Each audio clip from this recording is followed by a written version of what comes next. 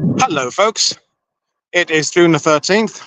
This is another one of my impromptu live streams. The wind is a little bit strong here, so hopefully the audio is okay. That little town ahead of us, the other side of the highway, is Villers-Bocage. Villers-Bocage lies south of Bayeux. You go south from Bayeux, Tilly-sur-Seulles and Villers-Bocage. And 80 years ago, there was quite an incident that occurred in that village over there. But I'm actually going to turn you around and walk back this way. And the road network has changed considerably in the 80 years. As I go back this way, I think the weather high Foxtrot Romeo, the wind is coming from behind me now, so it should be better. Because there's a road that I'm parked on that is the road between Villers-Bocage and Caen. And 80 years ago this morning, the British 22nd Armoured Brigade moved down to Villers-Bocage, and I'm going to do another live stream from there as soon as I've done this one. You can see I'll swing round the camera. It's part of the old road here. Hi David, hi Banana Brooks, hi Barry. There's now a bypass. If I come up here, there's a bus stop up here. You better see the road to Caen. Now, the 22nd Armoured Brigade, including the County of London Yeomanry and elements of Rifle Brigade, etc., etc., etc., they passed through Villers-Bocage without incident that morning. And the idea was they were going to loop around through Villers-Bocage and then turn northeast on the big highway and basically take Caen from behind. And I know a lot of you watching this will know the story already, and I'm not going to repeat the story. In fact, later on when I get back home, I'm going to link in the description to two really brilliant videos by the Tank Museum in the UK that explain tank by tank, action by action, what happened in Villers-Bocage. But, hi Andreas, History Wanderer, Dan. So up there, in fact, that's the first bit of a bump, but there's another bump beyond that. That's 0.213. And as some of you will know, that morning, elements of the 22nd Armoured Brigade were ambushed, so the story goes, by German Tigers of Michael Wittmann, and then later on Michael Wittmann, who had been in the village of Parferou-sur-Odon the night before, came out of the right-hand side of the road, the hedges up there, turned, came down towards me down this road.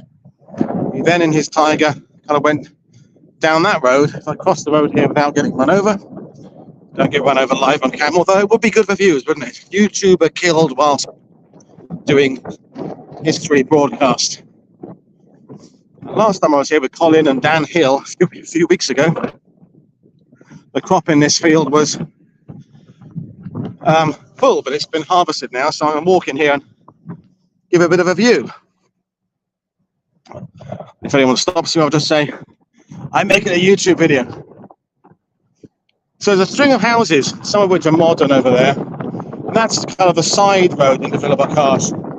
And you can see down there's another house straight where I'm pointing in the trees. And that cuts into Villers-Bocage, which is now beyond those trees. And beyond that, you can see the high ground of what people like James Holland call Panzerlehr Ridge. And I'm going to go back out of the wind now. I'm going to do the main part of this story in the town of Villers-Bocage in a few minutes' time. But what I want to say is that June the 13th is a really cool, interesting time in Normandy, because the Allies and the Germans are, if you like, jostling for position.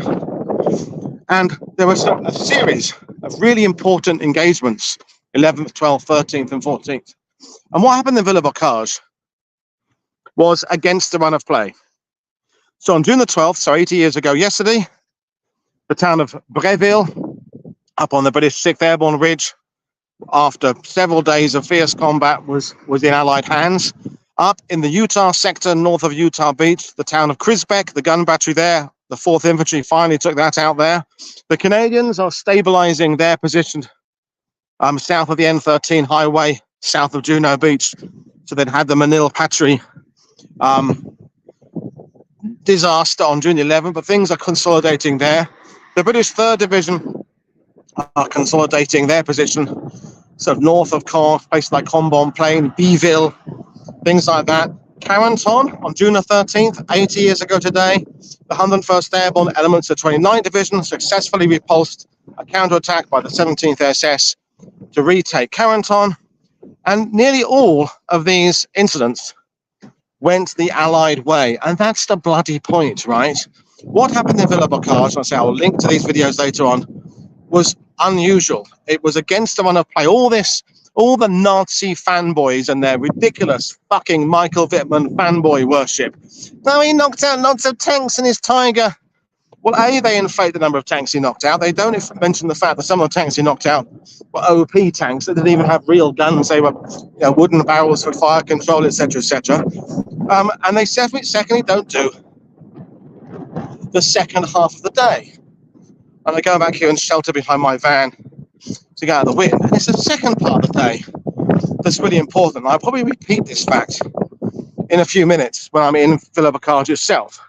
Is that at the end of June the 13th, right, for every Allied tank or Allied armoured vehicle the Germans knocked out, the Germans had lost 3, okay, including 5 precious Tiger tanks. So if the Germans had a victory on June the 13th, it was a Pyrrhic victory. It wasn't a real victory. But of course, the British, who got forced out of Villers-Bocage that day, left their knocked out Cromwells and Shermans and what have you, half tracks there, and the German propaganda machine went to work and took all those hundreds and hundreds of photos and all the film and made it look like there'd been this epic cataclysmic defeat of the British Army. It halts the advance on Caen, blah, blah, blah, blah, blah. Actually, in real terms, the storm that hit 6 days later on June the 19th did far more to delay the Allied advance than this well-known but ultimately overblown action by Michael Wittmann's Tigers on D-Day. But there's not D-Day, June the 13th. There's not much to see here. I'm going to end this stream now. I can't believe there's 53 who are actually watching. Hi, Darren. Hi, everybody else, pal. Yes, Wittmann is very overrated. Really, I mean, all things considered, the Germans had a system set up to allow their aces, and the same applies to air aces, to get large figures because that was part of their propaganda machine.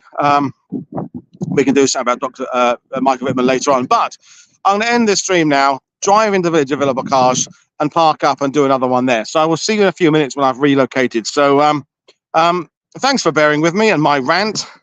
But I will see you in a few minutes' time. This is Paul Woodadge for WW2TV saying don't go too far because in about 5 minutes I'll be doing it all again. Cheers.